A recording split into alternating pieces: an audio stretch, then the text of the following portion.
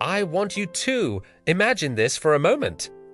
It's a Friday night, and you're scrolling through your phone.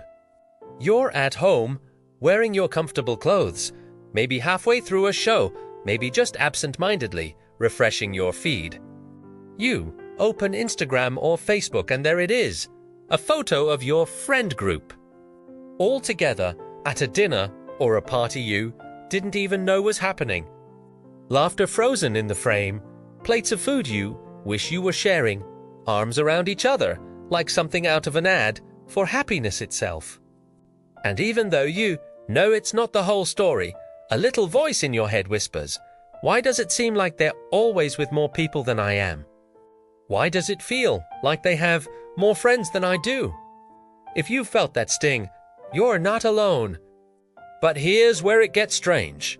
Statistically speaking, that feeling might actually be right.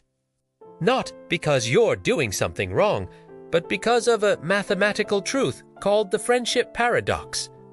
It's a finding from social network science that says, on average, your friends have more friends than you do. And once you hear that, it sounds almost insulting, like the universe is somehow keeping score and you're perpetually behind. But it's not personal. It's math, and the way our social circles are structured makes it almost inevitable. The first time I came across this, I remember thinking that can't be true for everyone. And yet, it is for most of us, most of the time. The reason is surprisingly simple. People with more friends are more likely to be your friends. Imagine you're standing in a crowded room. Some people are surrounded by a lot of others. Some only have a couple of people near them. If you randomly pick a person to befriend, you're more likely to pick someone in a big group because they reconnected to more people in the first place. That means, statistically, the average friend you have is more socially connected than you are. When this plays out in real life, it can feel a lot like Sarah's story. Sarah is 29, works in marketing, and has a close circle of friends she genuinely loves. But she can't help noticing that whenever she hangs out with her friend Emily, Emily seems to run into people she knows, at the gym, in coffee shops, even at random events. Emily's weekends are a blur of brunches, getaways, and group texts buzzing with activity. Sarah starts to wonder if she's doing something wrong, if maybe she's less likable, less interesting, or simply less in demand than her friends. And this quiet doubt starts to color how she sees herself. That's the psychological twist of the friendship paradox. The math might be neutral, but the way we experience it rarely is. We live in a culture of comparison, and when the numbers quietly tilt against us, our minds rush to fill in the story. They're better, I'm less. But the truth is far more mechanical than moral. Let's dig a little deeper into why this happens. Back in 1991, sociologist Scott Feld formally described the paradox. He showed that in most networks, whether they're made up of friendships, professional connections, or even airline routes, the average neighbor has more connections than the average individual. It's called the average degree effect. Imagine a university campus where most students have a handful of friends, but a few social butterflies know dozens. Those butterflies are going to show up in a lot of people's friend lists. Which means when you average it out, most people's friends are more popular than they are.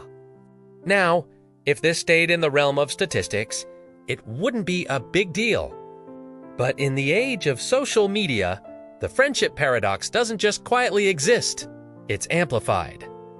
You don't just occasionally see your friends' connections in person.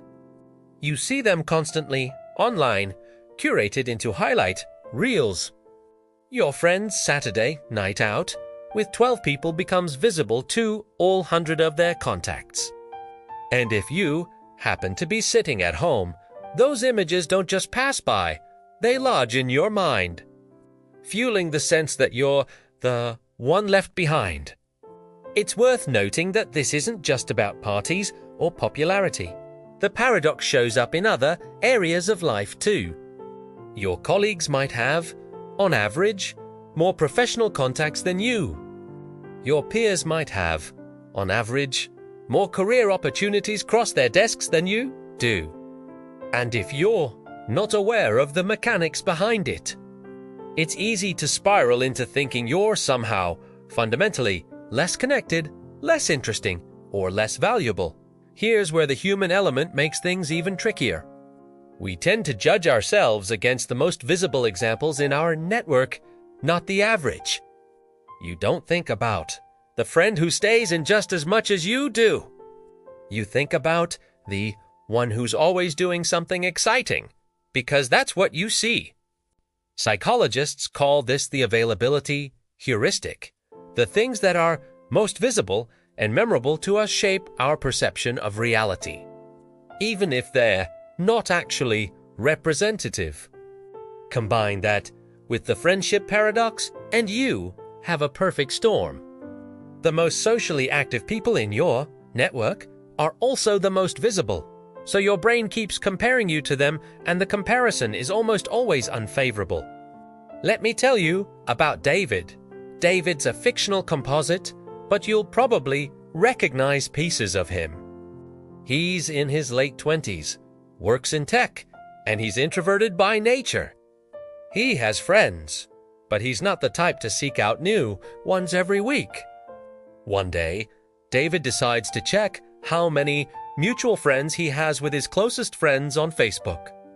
He's startled to see that for almost every one of them, they have more mutual friends than he does, in some cases, double or triple. David feels a pang of inadequacy, even though nothing about his life or relationships has changed in that moment. What has shifted is his perception, and that is powerful enough to affect how he feels about himself. Here's the good news. Once you understand the paradox, you can start to dismantle its power. Knowing that it is a structural feature of networks, not a judgment on your worth, helps you step back from the emotional reaction. It is like realizing that the house always wins in a casino, not because you bad at cards, but because the odds are built that way. The other piece of the puzzle is reframing what connection means to you. Popularity is not the same as intimacy, and network size is not the same as relationship quality. Someone with 1,000 acquaintances may not have anyone they can call at 3 in the morning when they're in trouble. You might have fewer connections, but more depth in each one. In terms of actual life satisfaction, research consistently shows that the quality of relationships matters far more than the quantity. There's a 2010 study from the journal Social Psychological and Personality Science that backs this up. Researchers found that people with a few close, supportive friends reported higher levels of well-being than those with large but shallow networks. And yet, the friendship paradox can trick us into chasing numbers instead of depth. Because numbers are easier to see and measure, think about Emma, another fictional example. Emma has about 5 really close friends, people she's known for years. They've been there for her through breakups, job changes, and family crises. Then she starts a new job, where her coworkers seem to be constantly organizing big group outings. Emma feels a little left out, even though she's not particularly close to them yet. Over time, she realizes that while they have bigger groups, many of their connections are surface level. Meanwhile, her small circle remains rock solid. She's reminded that depth brings her more peace than breadth ever could. And that's the core lesson. The friendship paradox is real, but it's not a verdict. It is an invitation to stop measuring yourself by a metric that was never designed to capture what truly matters in human connection. Once you see it for what it is, you can choose a different lens. You can choose to focus on nurturing the relationships that bring you joy, instead of chasing the illusion that more is always better. You can choose to interpret someone else's large network not as a reflection of your shortcomings, but as a product of structural probability. You can even use the paradox as a reminder that everyone, including your most popular friends, probably has moments when they feel exactly the same way about someone else in their network. So the next time you catch yourself wondering why it seems like your friends have more friends than you do, remember, the math is stacked that way. But your happiness, your sense of belonging, your worth, those aren't determined by averages in a network model. They're determined by the connections that matter to you. And those can't be captured by a number on a screen.